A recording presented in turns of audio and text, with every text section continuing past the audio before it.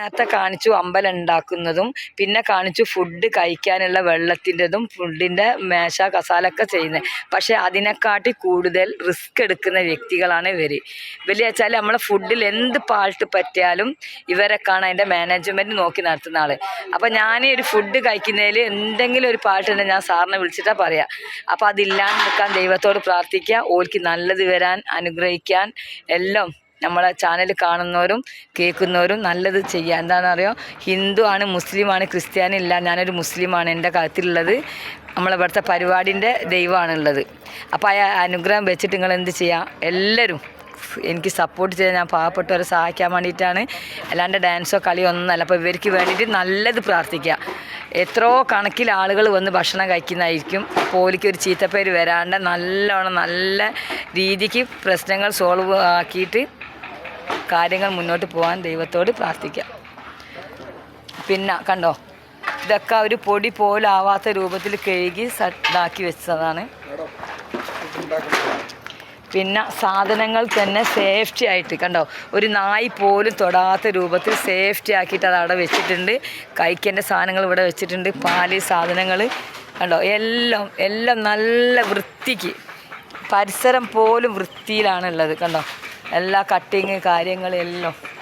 പിന്നെ നമ്മൾ ഷെഫാണ്, നമ്മളെ ഫാമിലി ഷെഫാണ്, നിങ്ങൾക്ക് എല്ലാവർക്കും അറിയുന്നതാണ് സാർമാരെ.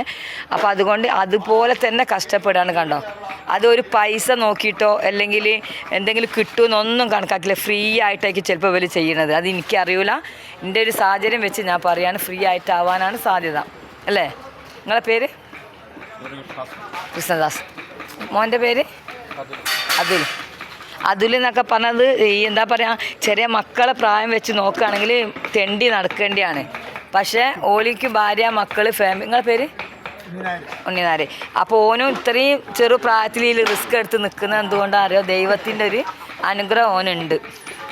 പിന്നെ അടുത്ത സെക്ഷൻ എന്ന് പറഞ്ഞാൽ നമ്മൾ ഒരുപാട് ഓലെ തോവണം. ഒരുപാട്. മോൻ്റെ പേര്? നേഷ്. പിന്നെ ഇവരാണ് നമ്മൾ ഒരു ഹോസ്പിറ്റലിൽ പോയാൽ ഡോക്ടർമാരെ കാട്ടി നോക്കേണ്ടത് നമ്മൾ ക്ലീനിങ്ങാരാണ്. മാനേജ്മെൻറ്റ് ചെയ്യുന്ന ആൾ വരെ അതാ ക്ലീൻ ചെയ്യുന്നത്. കണ്ടോ, അപ്പോൾ വല്ല നമ്മൾ ബഹുമാനിക്കണം. നിങ്ങളുടെ പേര്? ഇത് സാമ്പാറിന് വർക്കാം. ഓക്കെ, ഞാൻ ഷെഫാണ്, അതുകൊണ്ടാണ് ചോദിച്ചത്. അപ്പോൾ അതാ തേങ്ങ ഒക്കെ സെറ്റാകുന്നേ ഉള്ളൂ. കുറേ അരിച്ചിട്ടുണ്ട്, കുറേ അരിക്കുന്നുണ്ട്. ഇത് നമ്മളെ എന്താ പറയുക, എന്തേനും അവിയൽ. അപ്പം അത് ഉണ്ടാക്കണ്ട, അതിൻ്റെയൊക്കെ ഫേസ് പോലും കാണുന്നില്ല, ചൂട്. കണ്ടോ, അത് എടുത്ത് കൊണ്ടുപോകാൻ തന്നെ നല്ല റിസ്ക് ഉണ്ട്. മക്കളെ ഊര നോക്കണേ. എന്തോ എന്താ, ഇതിലൊക്കെ ചോറാവാം, കറിയാവാം, സാധനങ്ങളൊക്കെ ആവാം. കണ്ടോ, വലിയ ചെമ്പിലാണ് പരിപാടി. ദൈവം എല്ലാ അനുഗ്രഹം കൊടുക്കട്ടെ, എല്ലാവരുടെ പ്രാർത്ഥന ഉണ്ടാവട്ടെ, ദീർഘായുസ് ഉണ്ടാവട്ടെ. ഓക്കെ,